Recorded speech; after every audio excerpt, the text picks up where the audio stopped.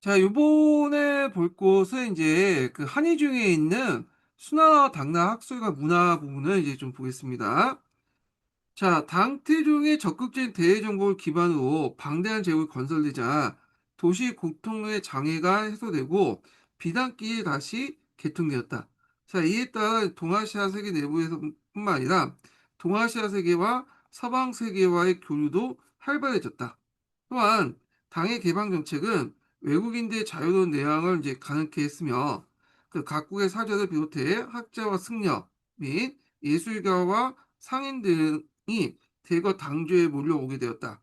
그리고 당의 학자와 승려, 군인들과의 다투어 서역에 나가게 되었고 서방과의 교류에서 특히 중요한 역할을 했던 것은 당시 소고디니아라고 부르는 그 서투르키스탄에서 온 대상으로서 대상은 이제 무리를 지어가지고 뭐 사막을 건너오는 왔다 갔다 하는 상인 집단들을 얘기하죠.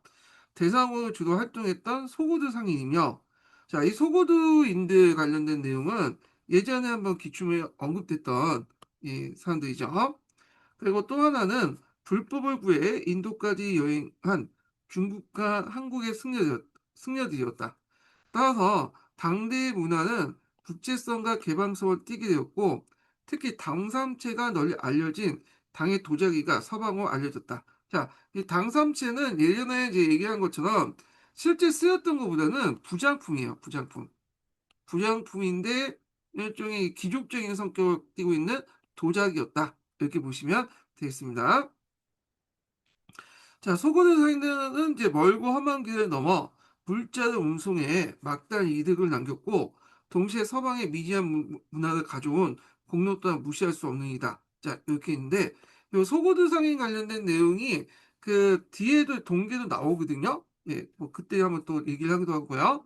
자, 현종의 궁정에서는 서역의 음악이 연주되었으며, 수단의 악재에도 중국 이외에 주변 여러 민족들의 음악을 흡수해 실부학이라든지 식부학이라는 체계를 제정했다. 자, 호학 중에 가장 영향을 주었던 것이 투르판과 쿠차, 그 다음에 소구드와 사마르칸트 등의 서역의 음악이었다. 자, 이것들은 이른바 2단계 음악으로서 위진남북조와 비슷한 시기에 존재했던 사산조 페르시아 영향을 강하게 받은 것이다. 그래서 음악 관련된 내용에서 이제 옆에 그 이단 계통의 영향을 받았다. 그 내용이 있고요. 그 뒤에 이제 현장 관련된 내용을 보겠습니다. 자, 현장은 태종 초에 국가의 법을 어기고 몰래 출국했다. 그리고 110개국을 거쳐서 마가다국의 날란다 서원, 요 날란다 서원이 이제 유명한 사원이죠. 예, 서원이나 사원이죠. 예, 여기가 있고 그래서 이제 이때 바르다나 왕조가 있었다고 했어요. 바르다나 왕조. 마가다 왕국은 거기 예전에 있었던 그 왕조 같은데 하여튼 뭐 이렇게 있고 자 5년간 이제 수업을 한 후 인도 전역을 돌아보고 18년 만에 귀국해서 대당서역기를 지었다. 그래서 대당서역기 옆에 있으니까 한번 읽어보겠습니다. 당나라 승려 현장이 627년부터 654년까지 18년간 인도를 다녀오면서 지나온 국가들 및 전해 들은 사정을 기록한 서적이나 이란 지중해 동안 중앙아시아, 인도네시아 방면의 역사에 관한 자료적 가치가 높다. 뭐 이렇게 있고요. 자, 그 다음에 이제 앞에 이제 역경 관련된 사업 내용이 있고요. 의정이 남해기 기내법전이 이제 있었어요. 예.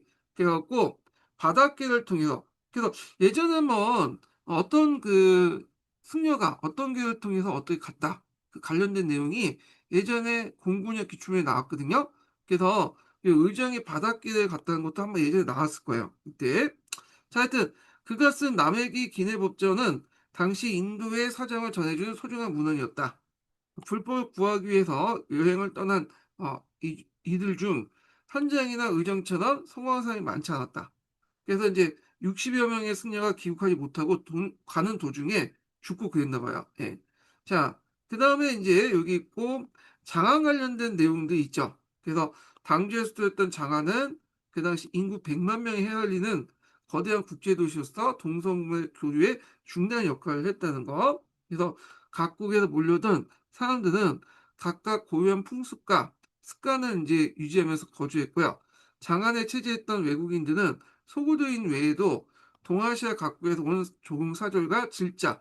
그래서 이때는 인재를 주고받으면서 이제 서로 간의 신뢰를 돕는 그런 이제 돕고는 그런 관계가 있었거든요. 그래서 그때 이제 우리나라도 이제 신라하고 이제 당나라하고 이제 나당 동맹 맺을 때 그 당시 이제 그 신라에서 인재를 보냈잖아요. 예. 자, 그래서 하여튼 이때 이제 질자, 그다음 유학생, 그 유학생 등이 있었는데 유학생과 유학생은 신라 일본 출신이 많았다. 당시 외국의 세계성과 개방성을 잘 보여주는 곳으로 바로 당대에 유행한 종교들이 될 수 있는데, 자, 종교와 관련된 내용은 그 뒤에 이제 신동기에 관련된 도 있어요. 여기서 먼저 읽어볼게요. 자, 종교 전례의 그러니까 다시 읽을게요. 중국 전례에 유교나 불교, 도교 외에도 조로아스교, 어, 조로아스교는 이제 불을 숭배한다고 해서 배화교라고 하죠. 만이교, 기독교 일파였던 경교, 네스티우스 교를 얘기하죠. 이슬람교가 이제 전파되었다. 자, 조로아스터교는 불을 숭상한 종교였기 때문에 배하교라고 하며 소구도인인 조로아스터가 창시해 그 당시 페르시아와 중앙아시아의 성인이다. 이 조로아스터가 소구도인인가요? 처음 듣는 같은데 잠깐 조로아스터는 제가 이단 계통인데 물론 소구도인도 이단 계통이긴 한데 잠깐 여기 볼게요. 이게 좀 팩트 체크를 하고 넘어갈게요. 예.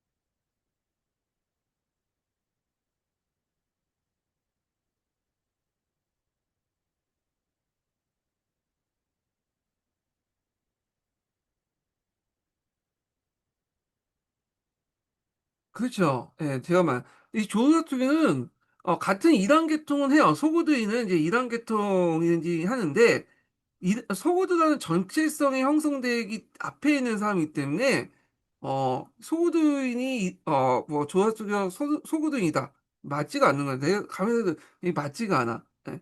그래갖고 넓은 계통이긴 하지만 그 자신 소고도인이라는 생각을 안 한다고 이렇게 보시면 될 것 같아요. 이단 계통 안에서도 여러 계통이 나와 있기 때문에 이렇게 이제 있고 참고로 이단이라는 것은 오늘날 그 페르시아 쪽에 있는 사람들 있죠. 우리가 생각하는 그 이단 거기 외에도 그 이단 그 중동에 외에 그 저쪽 투르키스탄 그다음에 서역에 있었던 강범위의 지역에서 이단 계통이 있었어요. 이단 계통의 사람들이. 그래서 이 소고도인은 이단 계통이긴 하지만 조사스도 이단 계통이 하지만 조사스가 자신의 소고도인이라고 생각 안 했거든요. 근데 이거 틀린 것 같아. 예, 틀렸어. 그래서 좀 맞지 않더라고요. 읽다 보니까. 음. 그래서 일단은 틀린 걸로 이제 믿고, 예, 잘못된 겁니다. 2단계긴 하지만, 2단계도, 이지 하지만 조사 쪽에 소구도 계통은 아니에요. 얘는. 자, 하여튼 이렇게 해서, 자, 페르시아와 조다스교에서 이제 성행했다. 강명의 신과 암흑의 신의 대립을 원리로 하는 이 종교는 5, 16국 시대 때 전래되었고, 당대에는 장안과 낙양의 사원이 건립되었다. 그리고 이제 경교는 네스토리우스가 세워서 기독교 이단 종파다. 그래서 예전에 하면 경교 관련된 내용이 이제 시험 문제 나왔죠. 그리고 사화사에도 이제 경고 비문도 있고요. 자, 그래서 당태종 때 전래되고 많은 신도를 확보했다. 예. 그래서 이 경고 관련된 내용을 한번 얘기를 해보겠습니다. 심층 학습을 좀 하고 넘어갈게요. 예전에 한번 시험문이 나왔기 때문에 어, 있습니다.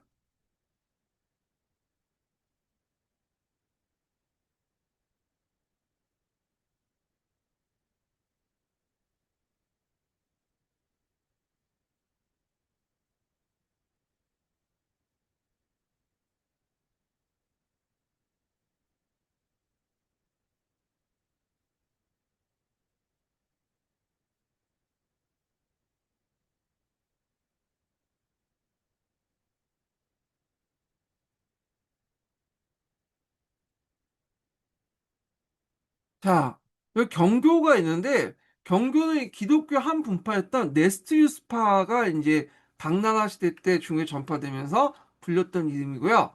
경교 외에도 대진교라고 하죠. 보통 중국의 그 노마를 이제 대진 국이라고 했기 때문에 그 당시 대진교로도 불렸고 대진경고 이렇게 있고요.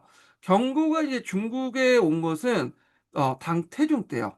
그래서 아라본이 전도를 했다고 이제 보고 있는데, 페르시아 출신의 선교사 아라본이 경교 선교단을 이끌고 수도인 장안에 도착했다. 그래서 당태종도 그의 가르침을 높이 평가하면서 상당히 우대를 해줬다는 그 내용이 있고요.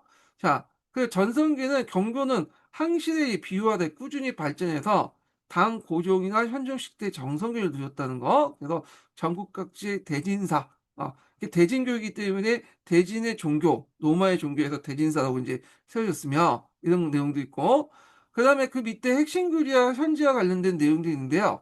그래서 이제 유일신을 믿는 그 이제 기독교 한 분파였던 거. 그 다음에 이제 요 내용인데 이거 각자 읽어보시고, 교과서에 나와 있는 내용이 뭐냐면 대진경고 유행 중국비예요. 예.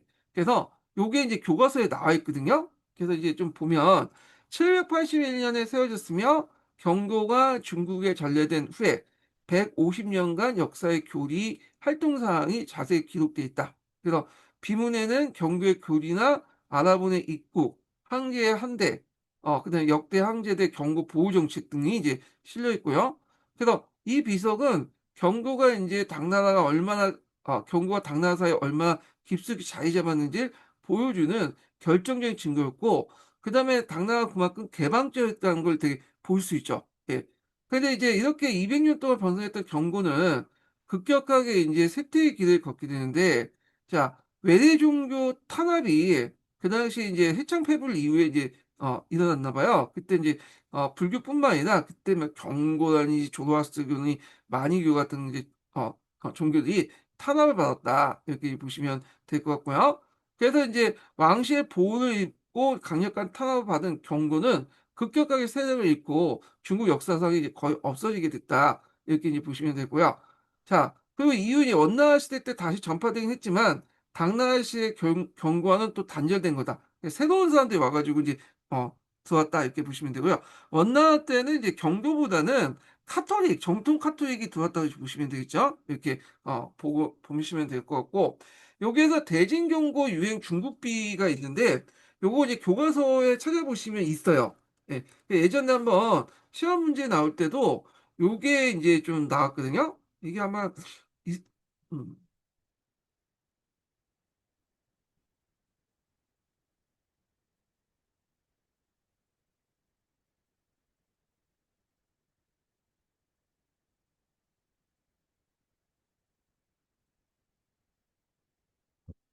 잠깐 보여드릴게요. 예. 이 요양분이 아니라 저기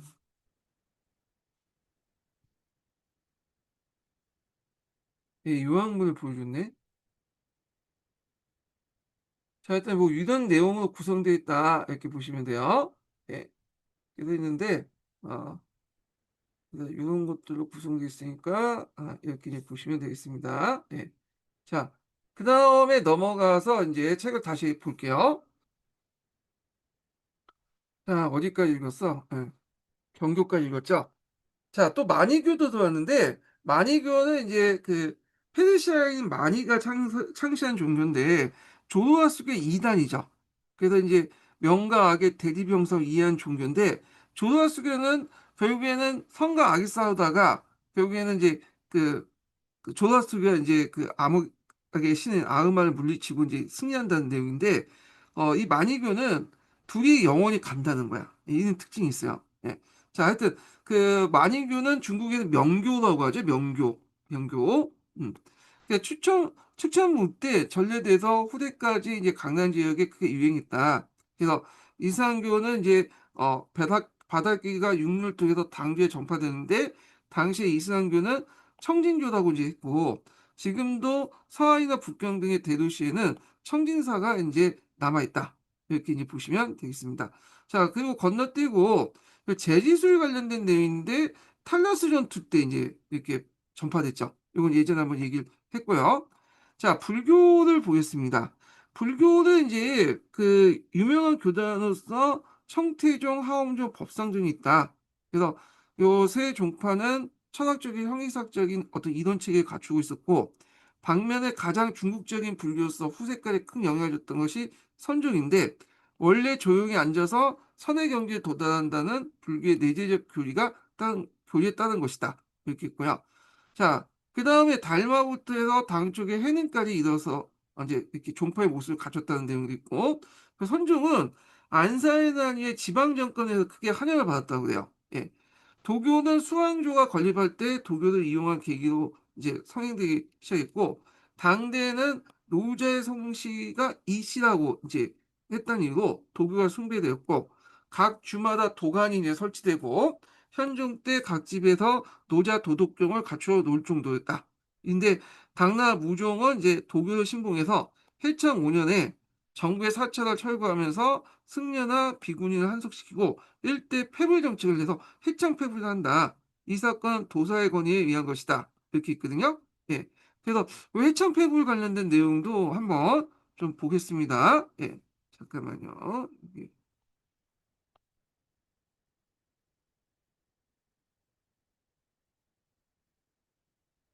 그래서 해창폐부 관련된 내용 볼게요. 해창폐부 관련된 내용들은 사화사에도 있어요. 관련 사료가.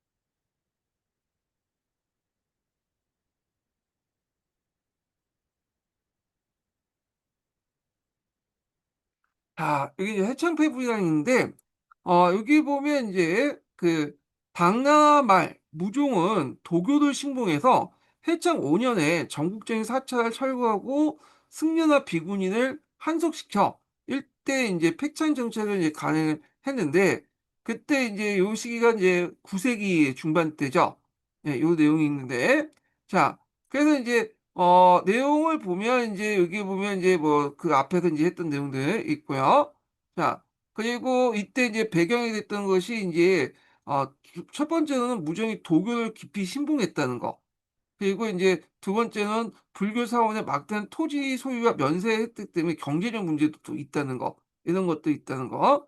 자, 해창폐부는 도교가 불교를 누르고 국가의 지지를 얻은 것처럼 승리해서 보이지만 도교의 부정적인 결과를 또 가져왔어요. 그래서 사상적 발전을 정체시켰는데 국가 권력의 비호를 받게 되니까 치열한 사상적 경쟁을 할 필요가 없었던 거죠. 이로 인해서 도리어 교리가 더 깊어지거나 사상적으로 발전하지 못하고 위축되었고요. 경쟁의 상대였던 불교를 억누르는 것이 오히려 스스로 발전을 막는 족쇄가 됐다는 거. 그 다음에 철학적 사상적 발전이 멈춘 도교는 점차 민간이 널리 퍼져 있는 여러 토속 신화를 결합하게 되는데 이때 이제 교리 탐구보다는 현세 이익적인 주술법으로 이제 옮겨갔다. 여기 좀 보시면 되겠습니다. 그래서 이제 해창폐부라는 역사 사건을 통해서 도교가 국가 권력의 심으로 최대 경쟁자였던 불교를 억압했지만 기본적으로 스스로 사상적 발전을 멈추고 점차 철학적 깊이를 잃어가는 민간 주술적이고 기복적인 신앙을 갖고 있다. 이렇게 보시면 돼요. 그래서 당나라의 어떤 도교의 특징 관련된 내용을 이제 얘기를 하고 있고요. 근데 이제 송나라 때 쭉 넘어가면서 신도교가 등장하면서 이걸 극복하기 시작하죠. 그래서 유교나 그 다음에 도교를 이제 불교를 적극적으로 수용해서 유불도 상교 일체 사상을 바탕으로 해서 이제 미신적인 어떤 요소가 탈피해 나가기 시작하고 이론화되기 시작해요. 이거는 뒷부분에 있으니까 송나라 때 들어와서 관련된 내용들 좀 보겠습니다. 예. 자, 그래서 이제 요거 한번 읽어볼게요. 자, 당말 무종은 도교를 신봉해 해창 5년에 정부의 사찰을 철거하고 승려와 비구니를 한송시키는 등 일대 폐불 정책을 감행했는데 이걸 해창 폐불이란다. 자, 이 사건은 도사의 건의에 의한 것이다. 하지만 국가 권력의 보호는 도리어 교리상의 위축을 초래해 사상면에서 발전을 이루지 못했고 도교는 다양한 민간 신앙과 접촉하면서 현세 이익적인 주술법으로 교리 중심을 옮기게 되었다. 아, 자, 그다음에 남북조 시대의 불교의 발전을 침체되었던 유학은 통일제국의 출현을 통해 국가 통치 이념을 발전하는 기반을 마련했는데 그 아까 이제 얘기했던 공영당의 오경정의를 펼쳤다. 그죠? 자, 그 오경정의는 그 당대 학교에서 정규 과목으로 채택됐을 뿐만 아니라 과거 이제 명경과에서 이들 기준으로 이제 시험을 봤다. 때문에 문구의 주석과 해석을 위주로 한 학문이 더 이상 발전하지 못하고 유학을 고정시키는 결과가 같다. 이게 문제점이죠. 그래서 오경적이 관련된 내용이죠. 육아의 오경에 대한 본문 고정과 다양한 해석판의 통일을 기하기 위해서 당태종 때 편찬한 책인데 오경에 관한 간찬 어, 주석사 편리하긴 했지만 이게 문제점이 있죠. 다양한 해석의 여지가 없음으로써 학문의 발전을 저해하기도 했다. 자, 그다음에 당시와 관련된 내용이 있는데 요거는 이제 나중에 이제 앞에 얘기했으니까 좀 그거 참조해 주시면 되고요. 당대가 이제 요 부분 이게 읽어야 되겠네요. 당대 시가 성행했던 이유가 일단 육조 시대 때 법령문 사륜 변년체가 이제 성행했고 과거의 진사가 시험에 이제 시험에 시가 포함됐기 때문에 그래요. 그래서 당시의 발전의 과정은 초당, 중당, 여기 초당, 성당 하나 빠졌죠. 예, 중당이고 만당 있고 이게 상기가 아니라 사기예요. 잘못된 거야. 예. 그 중에 성당 50년간은 CM 황금 시대로 200 두보 왕유 백거인데 백거인은 이 사람은 중당 때이고 한유는 이제 만당 때 사람이에요. 이 사람은 잘못됐던 거고요. 200하고 백거에 관련된 내용이 있고 백거의 유명한 장안가 이거 좀 외워두시고요. 그다음 소설과 법문 법문이라는 것은 이제 앞에서 얘기한 것처럼 그 승려들이 불교 경전을 쉽게 번역하는 알려주기 위해서 만든 백화문이죠. 예, 그런 것들이 이제 백화의 어떤 기원이 됐던 그 거고 소설 관련된 내용이고요. 예, 백화문학이 발생됐고 그 다음에 이제 당나라 역사서 관련된 내용 보겠습니다. 당대는 역사 편찬에 있어서 변화가 있었다. 남북조 시기에는 주로 개인의 사찰이 많았지만 당대에는 국가 권력이 역사서의 편찬에 관여해 정사가 편찬되었다. 사학에 대한 지식이 없는 관료가 사서 편찬을 담당하게 되면서 많은 폐단이 나왔지만 이후 이제 왕조에서 계속 답습하게 되었고 또 여기 지휘지와 관련된 내용이 있으니까 이거 넘어가고요. 미술 공예는 관심 있는 분들 보시고 자, 그다음에 이제 이렇게 해서 이제 여기 당나라는 여기 한의중에서 끝났고 동계로 다시 넘어가서 당대 동서문화의 교류를 보겠습니다. 자, 당제국의 서역 경영은 먼저 수나라에서 시작되고 당나라에서 계승되어 당의 육도부를 건설을 육도부 건설로 확대되었다. 수가 남북주를 통일한 무렵 동서교육로의 실권을 잡고 있는 민족은 토요군이라고 하여튼 토요군이었는데 북위 시대 토요군을 갔다 온 송운이라는 사람이 토요군 도움시는 서역 여행을 이제 무사히 할 수 없다고 할 정도 이 지역에 그들의 세력이 강했다. 자, 그래서 이제 수의 양제는 토욕을 토분하고 이호 지방을 정복하여 수나라의 서역 사군과 이호군을 설치했다. 위치를 보면 이제 대충 요쪽 지역이에요. 네, 하서 해당 부근이라고 이제 보시면 되겠습니다. 자, 그 다음에 수양제는 실크로드 확보와 함께 배구를 그다음에 서역 지방으로 이제 파견하여 서역 제국의 상인들을 유치하기 하였기 때문에 각국에서 상인과 사절을 이제 수나라에 많이 파견하여 실크로드는 더욱 번창했다.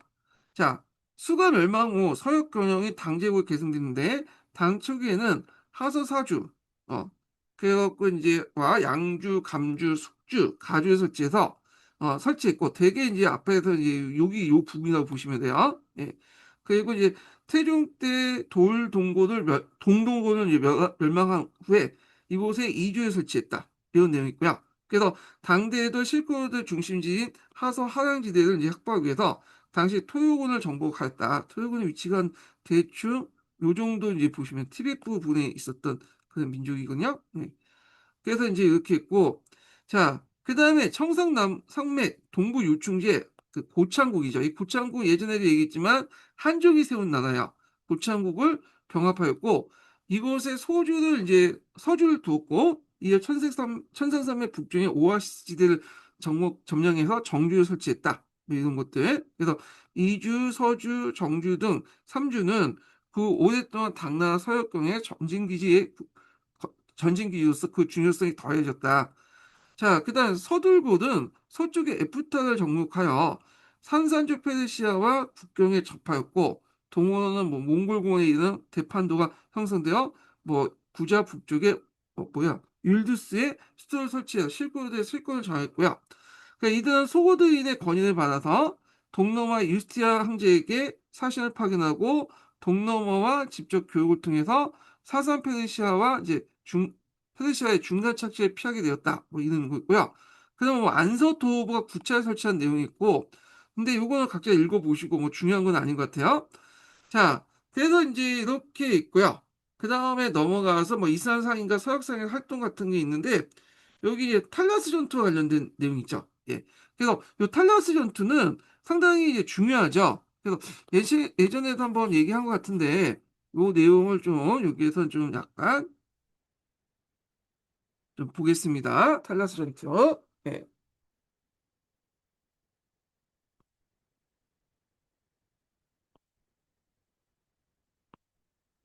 예전에 제가 얘기한 것 같긴 한데 일단 여기에서 한번 또 볼게요.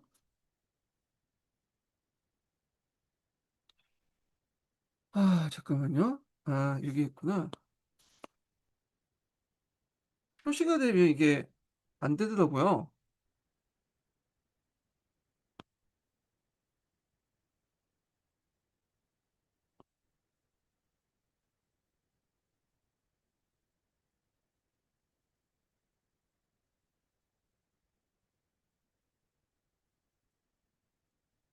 이게 왜 안 돼? 아, 네.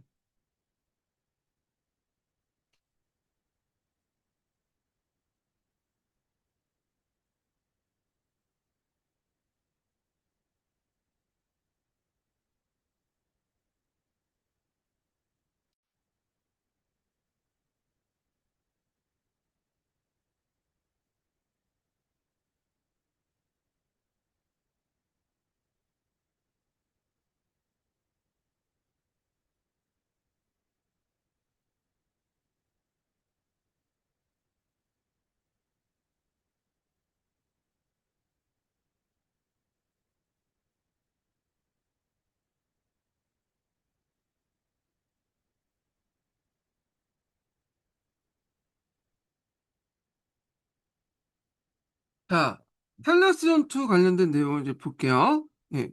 자, 여기 보면 이제 그 원인은 이슬람 세력이 중앙아시아에 진출하니까 위협을 느낀 그 지역 도시 국가들이 당나라 구원을 요청했어요.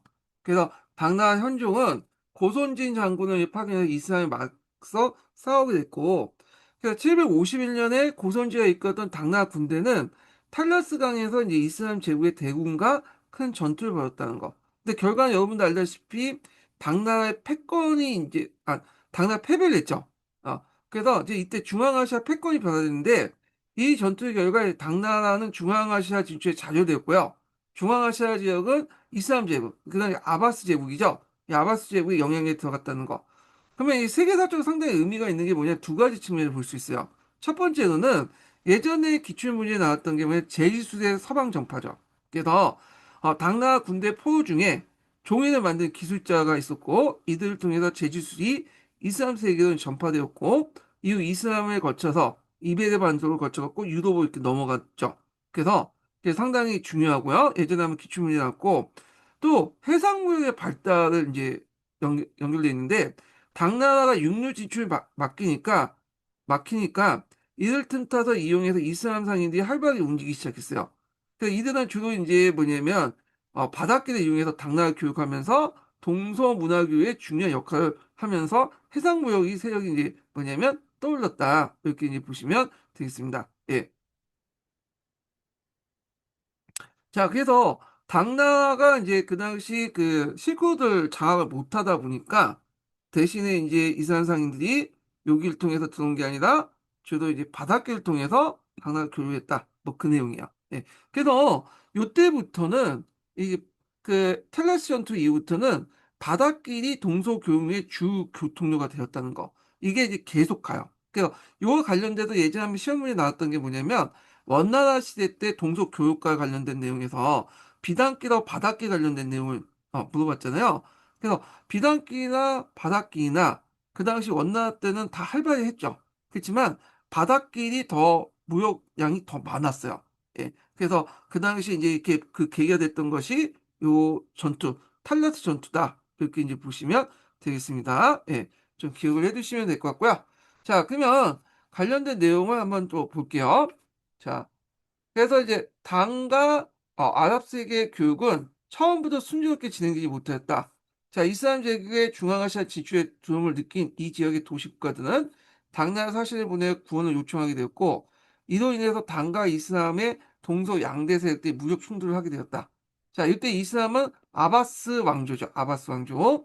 자, 이리하여 이제 신라인인 안서 절도사인 고선지 장군이 여기도 틀린 게 신라인이 고선지 장군이 제가 알기로는 신라인이 아니라 고구려로 알고 있거든요. 이거 한번 내용 이거 보면 읽다 보면 몰라서 틀린 건 아닌 것 같고 뭐 오타인 것 같고 하는데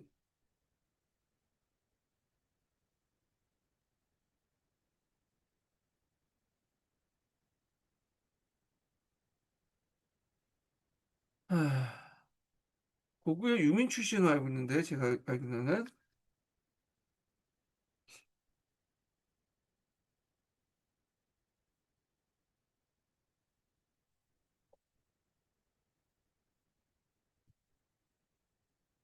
그쵸? 예. 고구려 유민 출신이에요. 그래서 이건 틀렸어. 신라이 아니야. 예. 그래서 비록 당나라지만 국적은 이게 혈통적으로 볼 때 고구려 유민 출신이야. 음. 그래서 이거 좀 기억을 해두시면 되겠고, 예, 제가 또 틀린 걸 또 발견했네요. 예. 예. 신라인이나 고구려인이다. 예. 그래서 이제 그 당시 고구려 유민 출신이었던 안서 절도사 고손지 장군을 파견해서 탈레스 강가에서 이제 이슬람 제국과 뭐냐면 싸움을 벌이게 되죠. 근데 이 전투로 고손지 장군의 당국에 패배해서 중앙아시아 지역이 이슬람 재편의 계기가 되었고요. 이 전투의 영향이죠. 두 번째는 제지법이 널리 이제 전파되었다. 그래서 당나라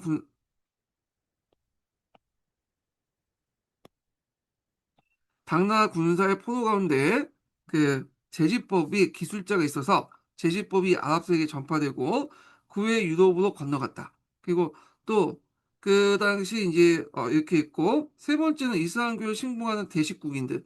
대식국은 뭐 사회세인이라고 이제 지칭한 이슬람교를 이제 지칭하는 용어인데 대식국은 보통 이제 사회상을 지칭할 수도 있고 아바스 왕조를 지칭하는 데요. 하여튼 이슬람을 이제 신봉한 대식국인들이 활약이 활발해졌고 이들은 육류보다는 해로를 이용해서 당나라 교육을 추진하면서 해로가 이제 동서문화 교류의 중요한 무역로로 등장했고 이게 쭉 간다라는 거죠. 그래서 원나 때는 와 관련돼서 예전에 기초에 나왔던 게 육류와 해로 중에 다 이제 상승폭이었지만 해로가 더 많다 이렇게 보시면 돼요. 해로가 또 많을 수밖에 없는 게 뭐냐면 대규모 물자를 수송하기 위해서는 바닷길이 좋죠. 예. 그래서 육로는 한계가 있잖아. 사람이 들고 다닐 수 있는 게 한계가 있기 때문에 이 바닷길이 대규모 물동량을 수송하는 데는 정근됐을 때 중요한 거고요. 지금도 대규모 물동량 같은 경우에는 이 화물선에 실어가지고 이제 보내잖아요. 예. 그래서 하여튼 뭐 이렇게 있고 자, 그 다음에 이제 또 중앙아시아 지방에서 돌고세계 후퇴제가 이에 대신해서 위구르가 나타나게 되죠. 그래서 동서 교섭사 연구에 중요한 자료들을 이제 제공해 주는 것이 어, 오로코 비문에 있는데 돌골 칸의 공적비다. 요거는 이제 갑자기 위구르 나왔다 돌골이 나와. 이게 좀 그런데 자, 이 돌골 칸의 공적비 관련된 오로코 비문은 제2 돌골 제국이라고 보시면 돼요. 제국. 그래서 이거는 이제 앞에 당태종이 돌굴족을 이제 뭐냐면 복속시켰잖아요. 근데 이 복속된 돌굴족들이 칙천부 때는 이제 기점을 해가지고 다시 독립을 하게 돼요. 그래서 제2 돌굴 제국은 이제 계승되고 그때 이제 이 대표적인 게 오르코 비문이다 이렇게 보시면 되겠습니다. 그래서 여기 돌굴 목자도 볼 수 있고 그런데 요거 이제 돌굴이 쇠퇴하면서 등장했던 또 민족이 이제 뭐냐면 아까 얘기한 위구도죠. 위구도. 예. 그래서 지금 신강 지역에 살고 있는 위구 민족들이 등장하게 됐다. 이렇게 보시면 되겠습니다. 자, 그래서 이제 있고 그 다음에 이제 여기 보고 이와 같이 중앙아시아 지방에 정치적인 어떤 변화 결정이 새로 어, 가정에서 새로이 하락한 민족이 소고드 지방에는 소고드인이다 이렇게 했는데 자, 이 소고드인이라고 읽을게요. 이란 계통의 민족 집단이야. 그러니까 이란이라는 게 오늘날 그 뭐냐면 그 이란이라는 그 국가 있죠. 거기에 살고 있는 이제 이란인뿐만 아니라 그 당시에는 강역의 이란이 있었어요. 중앙아시아 지역부터 해가지고 서역 지역, 그 다음에 이란 지역에 중동의 일부 지역까지 이란 계통의 여러 민족 집단이 있었다는 거죠. 그 중에 하나가 이제 소코트인이다, 소고드인이다 이렇게 있는데, 자, 그래서 이 소고드인 관련된 내용이 예전에 한번 기출문제 나왔죠. 예, 그래서 이게 상당히 중요한 부분이야, 이게. 그래서 단독 문제로 이 부분이 나왔기 때문에 이 객관식 기출문제 나왔거든요. 그래서 이 부분을 이제 좀 보겠습니다.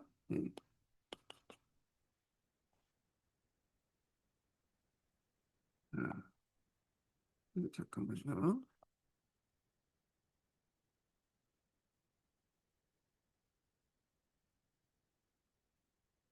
이렇게 있는데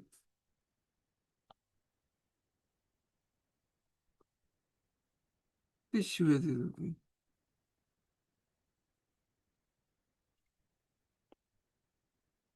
요 뒷부분 127번도 나왔거든요. 그래서 이것도 이제 다시 끝까지 보면서 보겠습니다.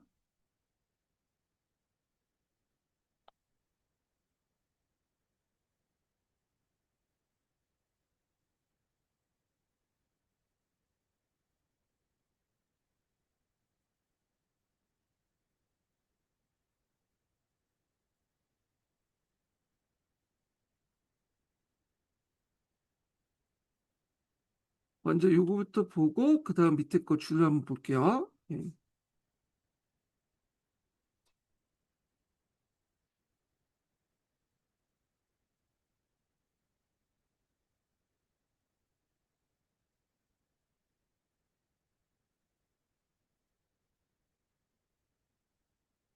아,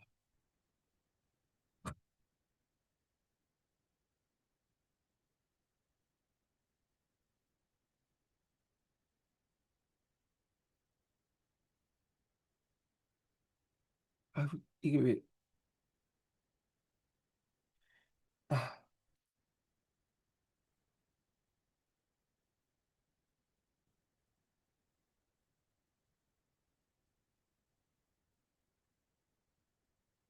아, 예. 자, 여기 이제 소고드인 관련된 내용들이 이제 쭉 있거든요. 한번 보겠습니다. 자, 이 소고드인들은 이제 2단계 민족계통의 큰 개념에서 이제 2단계 민족계통이고, 그래서 이들은 상업의 단위로서 그 당시에 그 중국에서는 고 또 상호라고 불렸다. 예, 요 관련된 내용이 이제 기출에 나왔죠. 그들의 호칭 관련된 내용. 그래서 장사하는 오랑캐 뜻으로 이들이 얼마나 뛰어난 상인 걸 보여주고 있다. 이렇게 있고요. 그래서 이들이 활동했던 시기는 수나라 당나라 시대 때 이제 절정했고, 그리고 실크로드 지배자였는데 거의 독점적인 무역 활동을 했다고 그래요. 그래서 이제 소고도인들이 동서양에 있는 중개무역을 통해서 막대한 부를 쌓았고 또 중국, 인도, 페르시아, 아라비아까지 상권을 넓혔고 무역 거점의 도시국가를 건설하기도 했고요.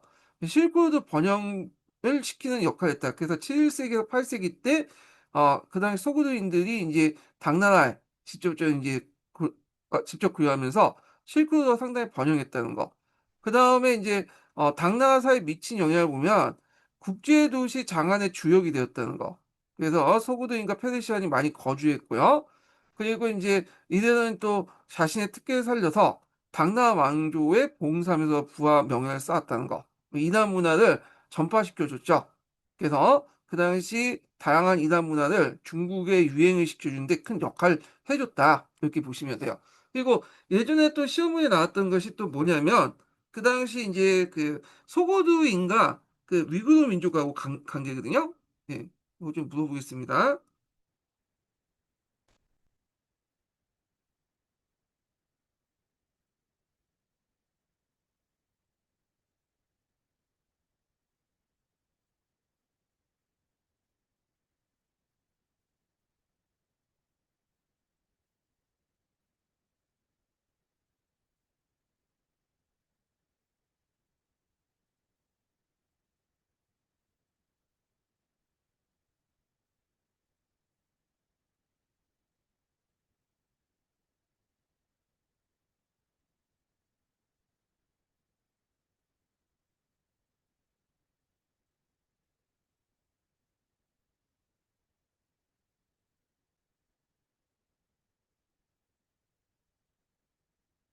자, 그래서 이제 위구르민들의 관계인데, 일단 소고도인은 이단 계통이고, 위구르민족은 트로크 계통이에요. 예.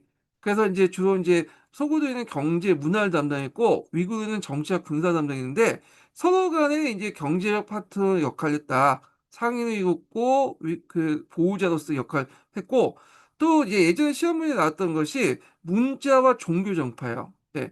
그래서 원래는 이제 위구르인들이 샤머니즘을 입고 있었거든요. 소구도인들이 마니교 제자들이 많았어요. 그래서 마니교를 전파시킨 데 큰 역할을 했다는 거. 그리고 이 위구르인들이 그 당시 이제 그 소구도 문자를 받아들여서 독자적인 위구르 문자를 만들어요. 그래서 소구도 문자, 위구르 문자가 또 몽골 문자에 영향을 주거든요. 그리고 몽골 문자가 또 만주 문자에 영향을 줘요. 그러면서 이런 식으로 해서 몽골 문자, 만주 문자의 기원이 됐다는 거. 이거 예전에 한번 기출문에 나왔던 거고요.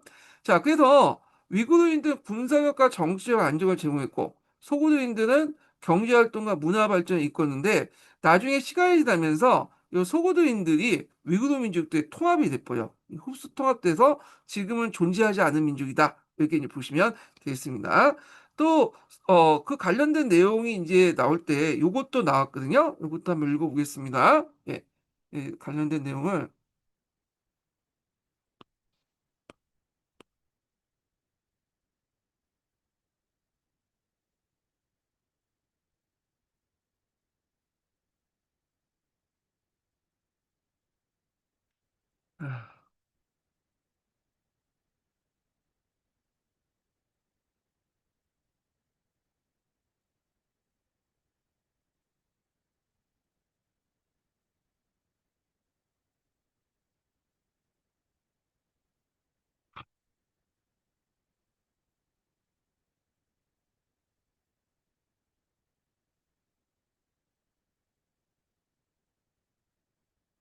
자, 여기 보면 이제 소고도인들이 그 당시에 여러 도시국가를 세웠는데 중국 기록에 보면 강국, 안국, 사국 이런 거. 강국은 사마르칸트, 안국은 부하라 뭐 이런 도시들이죠.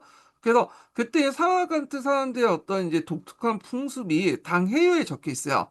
그래서 거기 보면 아이들 낳으면 그 아이의 입에 꿀을 먹이고 손에 악교를 지어준다 이러는데 요건 뭐냐면 악교라는 것은 이제 돈이 손에 찰싹 달라붙어서 부자가 되기 위해서 이렇게 있고 꿀이라는 것은 이제 아이가 자라서 감원, 달콤한 말을 통해서 장사를 잘해라 이런 은유적인 표현이죠. 그러니까 꿀은 입, 악은 손인데 말과 그 다음에 알을 잘라서 뭐냐면 또 이렇게 해서 돈을 많이 벌어라 그런 내용이에요. 예. 그래서 그 표현에서 볼 수 있듯이 소고도인들은 상업을 중시하고 어릴 때부터 상인으로서 성공을 기원하는 것이 그들의 문화형을 볼 수 있는 거죠. 이 표현 자체가 예전에 한번 기출문에 나왔습니다. 그래서 소구도인들이 예전에 한번 시험이 나왔기 때문에 한번 좀 여기에서 좀 심층학습을 좀 해봤습니다. 자, 그러면 이제 내용을 볼게요. 여기 보면. 자, 이 소구도인 관련된 내용. 자, 일찍이 전환의 장건이 한무지에 올린 보고서에서는 중앙아시아 여러 종족들이 뛰어난 상업성을 말하고 있는데, 중국에서는 이들을 이제 고, 그 다음에 상호라고 불렀다. 그래서 이제 5, 16국 시대 때 감숙의 해당 지대가 동서무역을 번성했고, 주 소구도 상인들이 이제 하락이 컸다.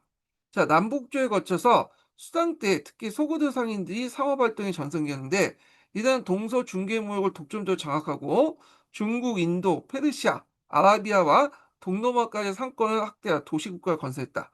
탈인 분지에서 당과 소호도인이 직접 교섭했기 때문에 7세기에서 8세기 경에 실크로드는 대단히 번영을 했다. 그래서 소호도 상인들은 융단, 유리, 악기, 악품 등등을 이제 진귀한 서방 물품들 낙타에 신고 타크라마, 타크라마카 사막을 지나서 당의 수도 장안을 들어왔다. 장안의 어떤 서북문인 계엄문에는 소구도인의 카라반을 이제 몰려들었고 당나라의 귀족들이 이들이 가져온 서방 물품에 매료되어서 화려한 이란의 문물이 중국의 천탄을 받으면서 보급되었다. 이렇게 했고요. 자, 당나라 수도 장안은 인구 100만 명에 헤아릴 정도의 거대한 국제 도시로서 영구 이주한 소고드인과 산산조 페르시아인이 많았으며, 자, 이들이 동서무역의 이제 상업 활동뿐만 아니라 각자의 특기를 살려서 당황주에 벗어나면서 이단 붐을 이제 조성하였다. 그래서 이제 이렇게 이들 2단계 소고드인은 당에서 혼인이라고 했는데 이들에 의해서 그 당시 발달했던 이단 문화가 중국에 유행하기도 했다. 이렇게 했고요.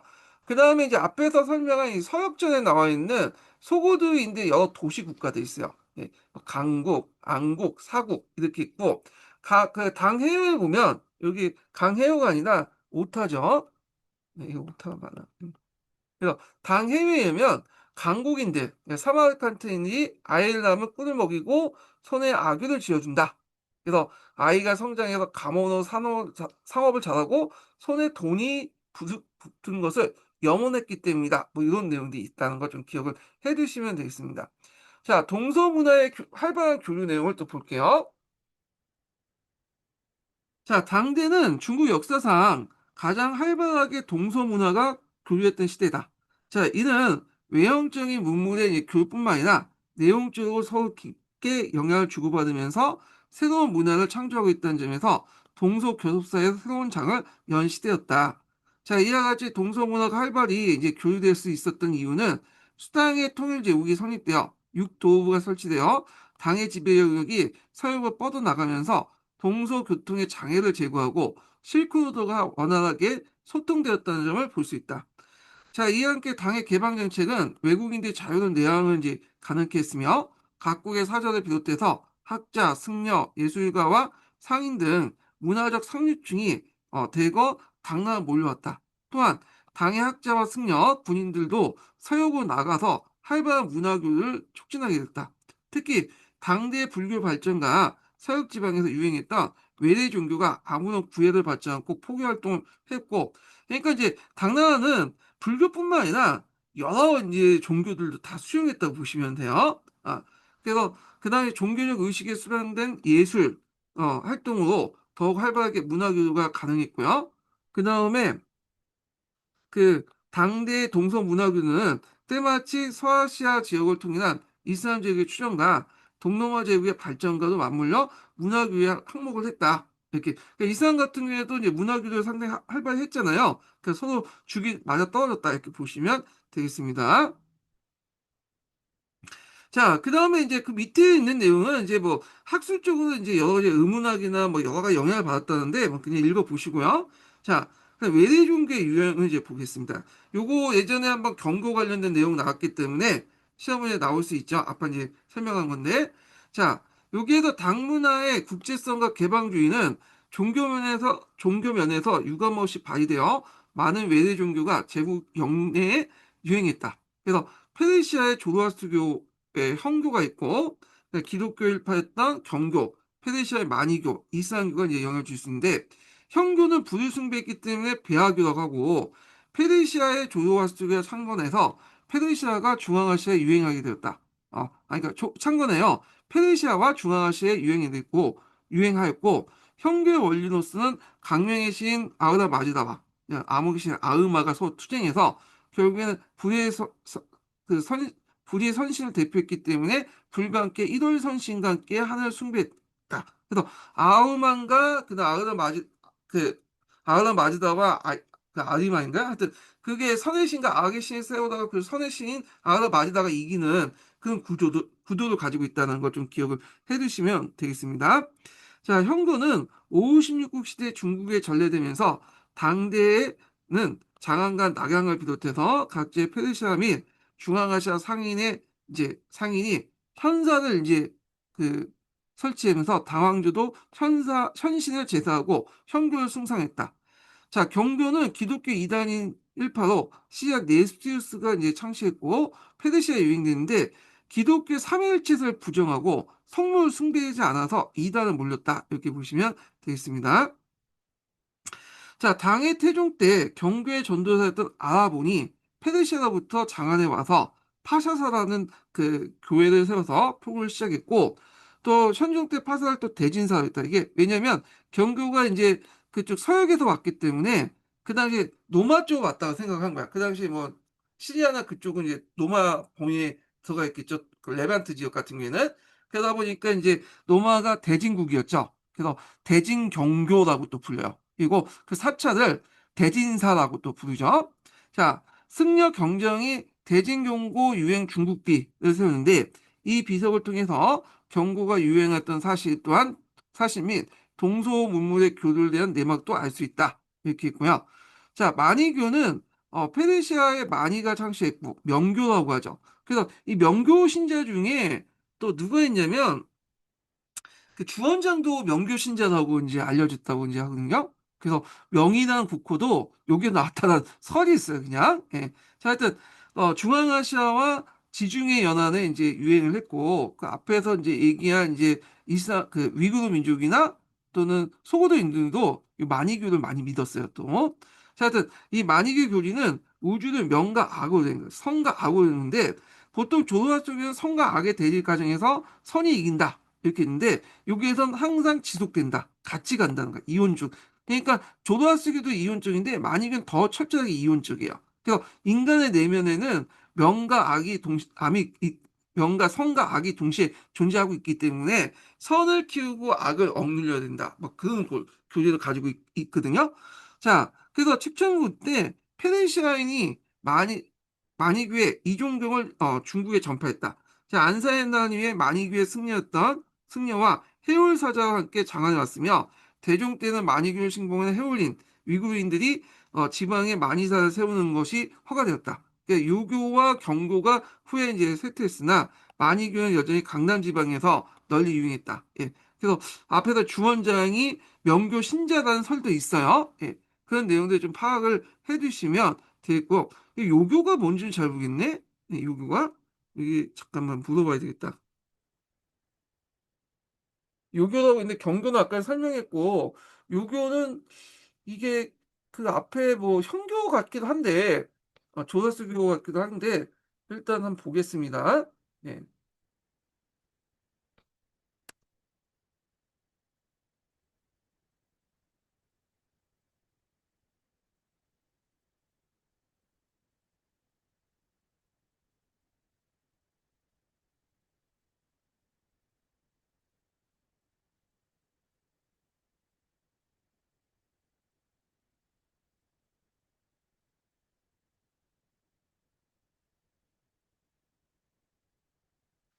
요교라는 게 그 명칭은 종교 명칭은 정난 시대 때 기록이나 현대 연구에 공식적으로 확인되지 않았다. 어, 그러니까 명칭의 종교는 당나라시대 기록이나 현대 연구에 공식적으로 확인되지 않았고 아마 도교를 잘못 표현한 거라고 돼 있는데 잘 모르겠어요. 이 요교도 저도 처음 듣는 거거든요. 예. 아시는 분 있으면 밑에 댓글에다 좀 달아주세요. 거기다 게시판 밑에 강의 듣고 예. 그래서 저도 처음 듣는 건데 일단 뭐 이렇게 있고 자 그 이슬람교는 이제 아랍인 마호메트가 창시했으며 당에선 해외교라고 하는데 주로 해족들이 믿었기 때문에 해교라고 하더라고요. 예. 그래서 이제 주로 강남의 강주 등지에서 이제 아랍인들이 머물면서 중국인들이 전파되었다. 그 두한이 아라비아 10년 동안 머물다 귀국하여 저수한 경행기 중에 이슬람교의 종교사항이 기록되어 있는데 이는 중국 최초의 이슬람교에 대한 기록이다. 자, 그 다음에 외래 종교와 함께 서방의 이제 예술과 풍습이 크게 유행을 했는데, 보통 이제 이게 서방에서 들어온, 서양에 들어온 것들은 오와 함께 호자가 붙죠. 예, 지금 호자가 있어. 호곡, 그 다음 호식, 그 다음에 허복, 이렇게 있고, 또 호작, 이런 것도 있고요. 그리고 이제 대표적인 게 호접이라는 게 있어요. 호접. 여기는 안 나왔지만, 호접은 의자죠. 의자.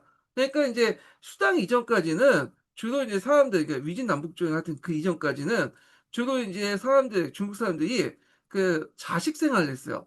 어, 그래서 양반 다리 딱 그거 해갖고 앉아갖고 이제 생활했는데 이때 위진남북조를 거치면서 이제 서방의 의자가 들어오죠. 호적이 들어오면서 의자에 앉아서 이제 뭐 생활을 하게 되고 거기서 음식도 먹고 그렇게 이제 하는데 요때 이 호자가 붙은 것도 의자도 여기에서 이제 들어왔다. 이렇게 위진남북조를 통해서 시대 때 오랑캐면 이민족 풍습이다 이렇게 보시면 되겠습니다.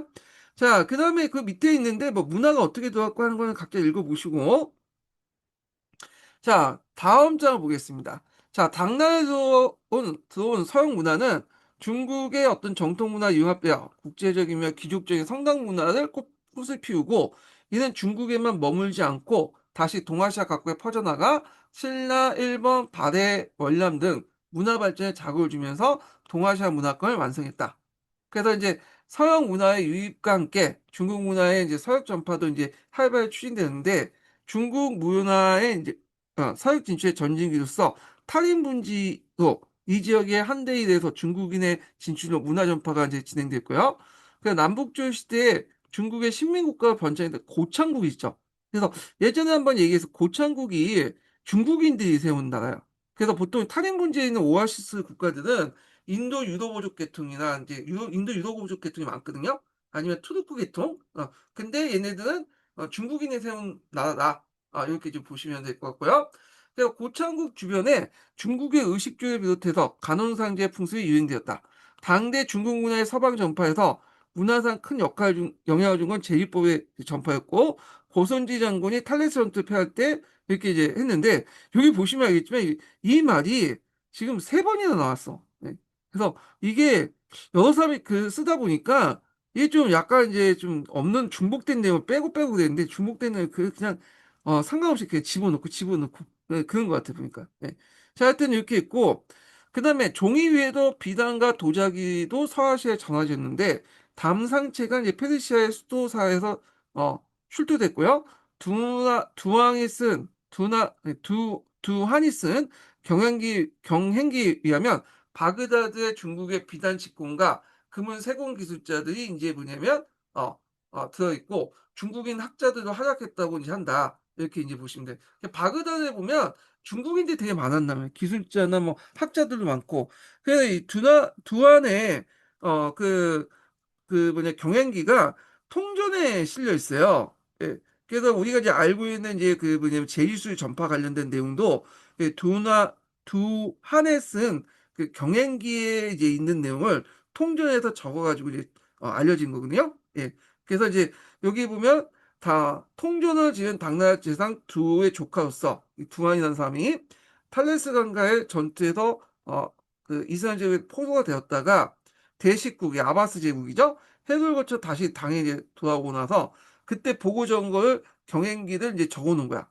지금 없어졌고 이 책은 통전이나 태평항후기에 이제 있다. 그래서 이게 이제 인용됐기 때문에 이제 있는 거죠. 그러니까 이걸 통해서 제리술이 그 당시 이제 중국에서 뭐냐면 탈레스 전투 이후에 이슬람 세계로 넘어갔다는 걸 알게 된 거죠. 자, 그 다음에 당대는 동아시아 문화권이 완성이 됐죠. 어, 한나라 때는 동아시아 문화권이 형성됐고 이때는 완성됐어. 예. 그래서 동아시아 문화권의 완성은 한자, 유교, 그다음에 불교, 율령 네 가지가 있죠. 예. 그래서 이 문화권이라는 건 여러분도 알다시피 중심 문화가 있고 중심 문화에 영향을 받은 주변 문화가 있잖아요. 그래서 중심 문화의 주변 문화가 완전히 통합되지 않고 나름대로 뭐야 고유한 문화가 있죠. 그렇지만 주변 문화에 영향을 받은 또 문화도 있고. 네. 그래서 이제 이런 것들이 문화권이라고 하는데 동아시아 문화권의 그 중심 문화는 당연히 중국이죠. 뭐 인정하기 싫지만 중국이고 중국의 영향을 받은 그 문화권도 있죠. 문화도 있는데 여기 이제 우리나라가 있고 베트남, 일본, 뭐 몽골 크게 봐서는 이렇게 이제 있는데 이런 것들 통해서 이제 이렇게 나름대로 공유한 문화도 있지만 또 나름대로 독자적인 문화가 있잖아요. 그래서 이 주변 문화가 완전히 중심 문화에 다 통합이 돼버리면 이게 문화권이 아니죠. 그냥 하나의 문화죠. 그렇지만 주변 문화들이 그 중심 문화의 이제 문화를 공유하면서도 또 나름대로 독창적인 문화가 있을 때 같이 있을 때 뭐냐면 보편성과 특성이 같이 있을 때 우리는 문화권이라 한다. 그래서 이 문화권이라는 용어는 요거는 이제 역교동 관련돼서 제가 이제 좀 얘기했거든요. 그래서 문화권 방식으로 해가지고 그 내용 조직이 있잖아요. 예, 요거 이제 있고 자, 그럼 내용을 이제 좀 보겠습니다. 한대에 형성되기 시작한 동아시아 문화권은 위진 남북주의 혼란과 분열 속에서도 발전되면서 마침내 당제국의 출현으로 완성을 보았다. 자, 그래서 먼저 당제국 시대에는 동아시아 문화권이 완성될 수 있었던 배경이 나왔네요. 일단은 정치 군사적 측면에서 당과 주변 국가들의 긴밀한 정치 문화적 유대 관계를 촉진하면서 문화권 형성이 일었다. 그래서 이제 6세기 말 수나라 중국 통일과 이를 이은 이제 당제국의 출현은 동아시아의 국제 질서를 국제 질서에 결정적인 영향을 주었다. 그 내용을 보면 수와 고구려의 관계가 원하지 못하여 수나라가 세 차례에 거쳐서 고구려 원정의 실패를 끝내자 결국 수나라가 망했고 당이 건국했고요.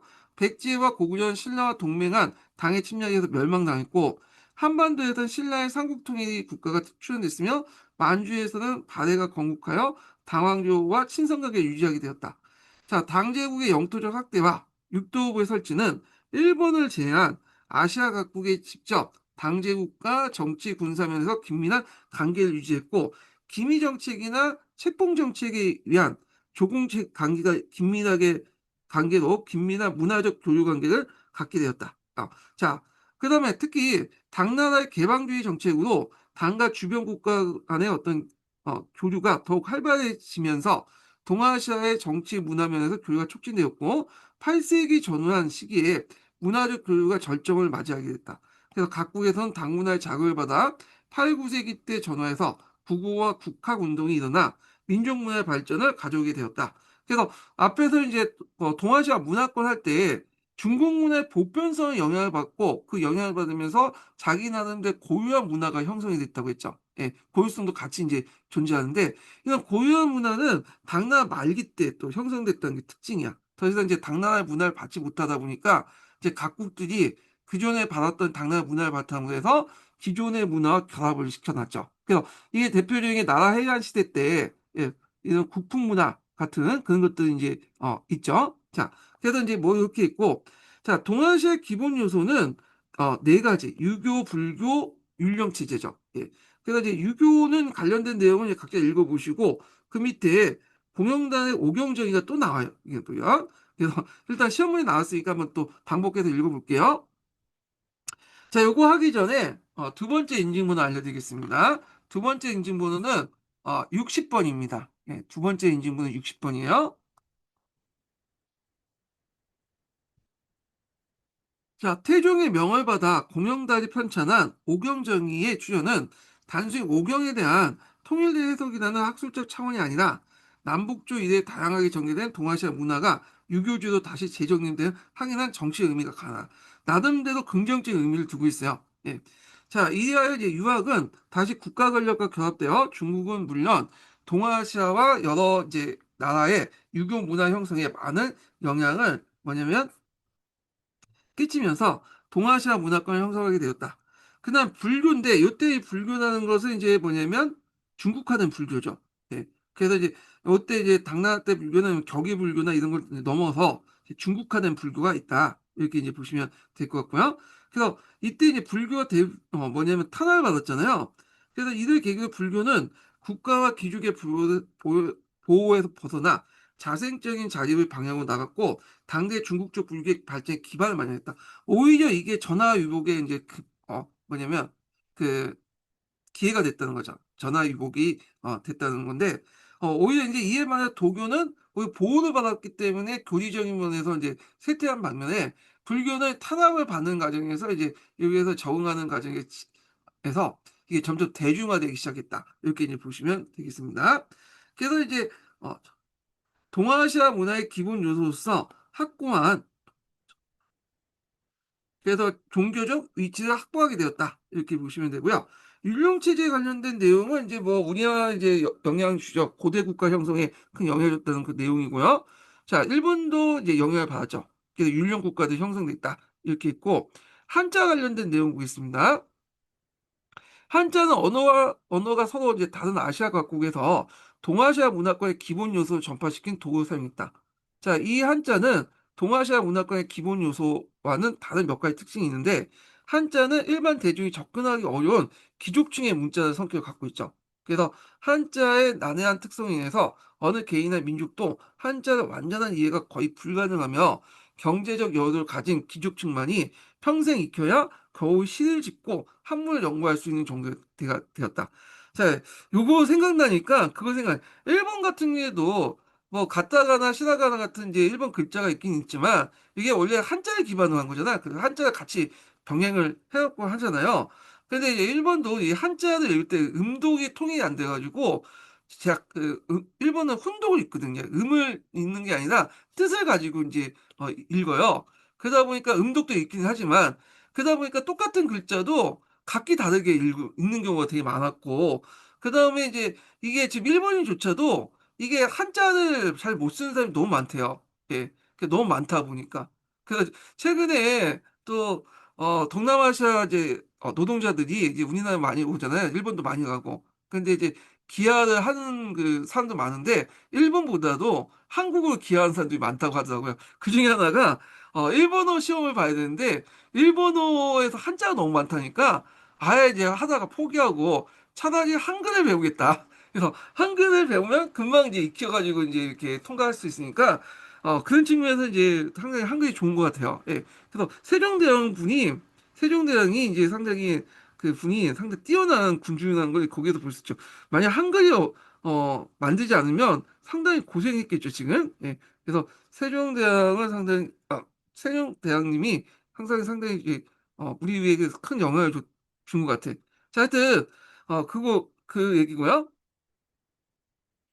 자, 그래서 세종대왕께서 이제 그 우리나라 한글을 줬기 때문에 한글 만들었기 때문에 우리가 지금 편하게 살고 있죠. 예.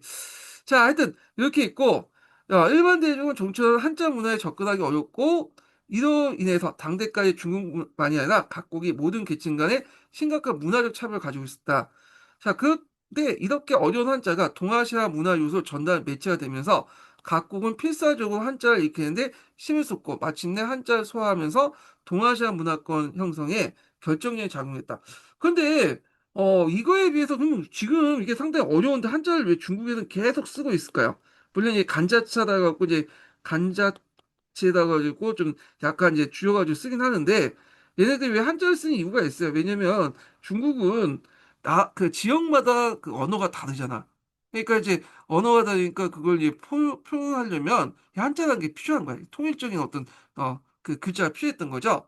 그리고 한자가 존재하기 때문에 언어가 다르더라도 자기가 한민족이라는 어떤 그는 정체성을 형성할 수 있잖아요. 그러니까 정체성을 형성할 수 있고 그다음에 한자를 통해 다양한 방언을 또 통일할 수 있기 때문에 한자가 계속 지금 중국에 쓰이고 있는 것 같아요. 지금. 예. 자, 뭐 이렇게 이제 한자 관련된 내용이 있고요. 자, 이와 같은 한자는 문화의 전파 수단이 되면서 동아시아 국제적 문자로 그 위치가 확고히 이제 확고하게 이뤘고 각국은 이를 병행해서 문화 매개체로 활용했다. 또 신라 시대에서 설정이 만들었던 이두와 그 다음에 그 일본의 9세기 때 만든 그 가나, 그다음에 북방민족이 제시한 고유 문자도 모두 당나라 시대 때 전한 한자의 어려움을 극복하고 자국의 언어를 쉽게 표현하게 한 방통으로서 한자를 번영해서 만든 거다. 이렇게 있고요. 다만 이제 예외적으로 이제 우리나라 같은 경우에는 한글 있죠. 세종대왕님께서 한글은 우리가 독창적으로 만든 거다. 이렇게 해서 그래서 한글이 상당히 뛰어난 글이다. 이렇게 이제 보시면 되겠습니다. 그래서 우리가 이제 물론 한글 한자가 있어야지 한글을 이제 뭐냐면 표현할 때도 이제 한자 음을 한자의 어떤 뜻을 불려서 뜻을 빌려가지고 한글을 쓰잖아요. 그래서 한자를 익혀야 되지만 그래도 1번보다는 우리가 이제 한자를 덜 익히죠. 예. 그래서 외국인도 이제 쉽게 접근할 수 있고 자, 하여튼 이렇게 있고요.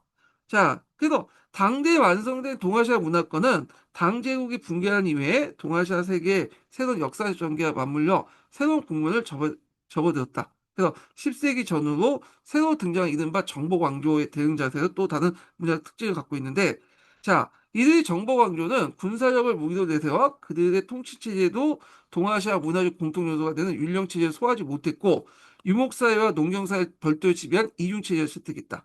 자, 이들이 가져간 불교도 중국 쪽 불교가 아니라 주술적인 티베트 불교를 그대로 수용하고 있으며, 유교에 대한 인식이 유목사회 정통 때문에 수용이 불가능한 상태였다. 이렇게 있는데, 이 티베트 불교 같은 경우에는 그 당시 이제 여기 보시면 알겠지만, 원나라나 청나라 때 또 유행했죠.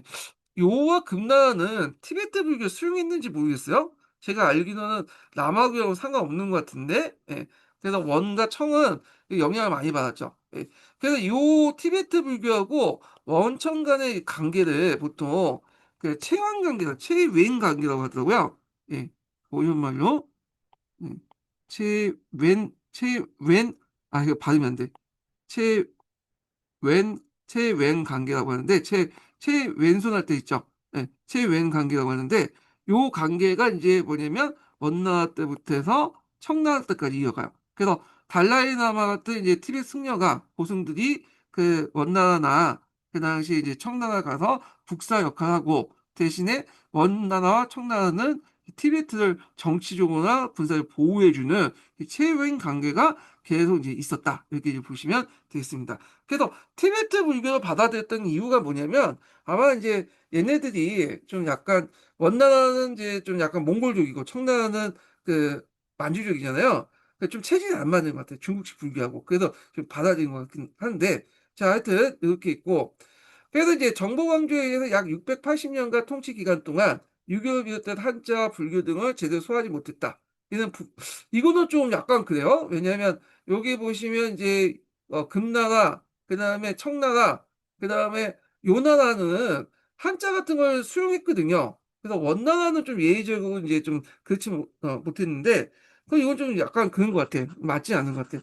주관적 의견이니까 이제 좀 끝나고 넘어가고요. 자, 그 다음에 정보광조 마지막 볼게요. 요거는 그 저자의 주관적 의견이니까 넘어가겠습니다. 자, 정복 왕조는 무적으로 동아시아 세계를 지배했으나 문화적으로는 도리어 동아시아에 정복되는 결과를 가졌다. 여기에서 그들은 문화 병역 능력이 그 부족이 중요한 원인이 되었다. 근데 다른 책에서는 문화 병역에 가서 주구장창 막 설명하고 있거든요. 그러니까 다른 쪽에서는 또 동아시아 신동계 내용 중에 다른 쪽에서는 그러니까 이제 요게 좀 약간 그래. 그래서 요거하고 뒤에 문화 병영 관련된 내용 쓴 사람하고 좀 다른 것 같아요. 참고로 문화 병영이라는 것은 양쪽의 문화가 이렇게 문화 적별이 일어날 때, 뭐냐면 요쪽 둘의 문화가 아닌 새로운 문화가 형성된다. 제3의 문화. 그래서 정보왕조의 문화와 한나라의 한민족 그 중국 문화가 이렇게 부닥칠 때 서로 이제 뭐냐면 새로운 삼의 문화가 형성된다. 양쪽의 문화도 아닌 제3의 문화가 형성된 게 문화 병용이거든요. 그래서 이제 요거는 예전에 이제 비트포겟이라는 사람이 이제 제시를 했던 그 개념인데 예전에 한번 기출문제 나왔던 거죠. 이게 2000년도에 한번 문제 나왔거든요. 그 뒤에 정보광조 관련된 내용에서 나오니까 그때 이제 좀 보기도 하고요. 자, 뒤에는 이제 보면 일본사요. 예, 요즘에 일본사 안 나오죠? 예, 쭉 보시면 될 것 같고, 그 다음에 이제 여기 쭉쭉 넘어가서 있고, 그 다음에 이제 넘어가서 쭉에서 이제 여기까지 당나라 관련된 내용을 끝났고요. 좀 쉬었다가 5대 19 시대로 넘어가겠습니다. 예.